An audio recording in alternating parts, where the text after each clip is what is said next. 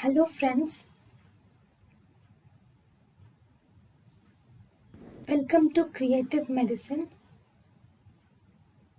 In this lecture, we will learn about. Hello friends, let us now learn some important points about the manifest squint.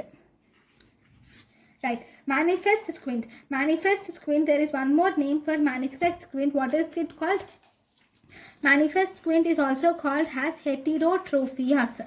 Okay, there are two types of manifest squint. One, we have committant squint, or we can also call it as non-paralytic squint. Then second, we have incommittant squint, which is also called as paralytic squint. Committant squint or non-paralytic squint, and we have incommittant squint and or paralytic squint. So if you see committant or non-paralytic squint, here the amount of squint remains same in all positions. So if you compare the amount of squint, this is actually same in all positions of gaze.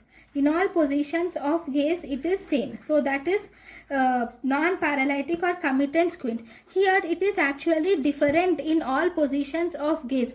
That is incommittant or paralytic squint.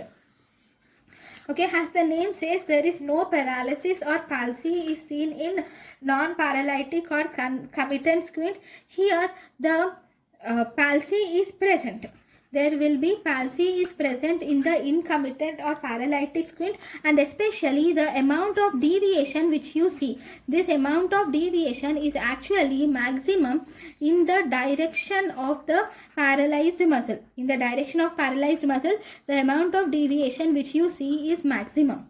Okay, whereas in committant or non-paralytic squint, you will see presence of normal ocular movements are seen, whereas in incommittant or paralytic squint, there will be limitation of ocular movements will be seen in the incommittant or paralytic squint.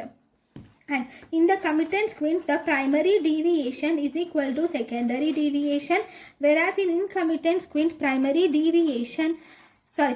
deviation is actually more than primary deviation in incommittant squint.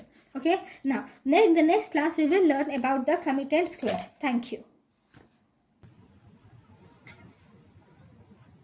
Thank you and thank you for watching.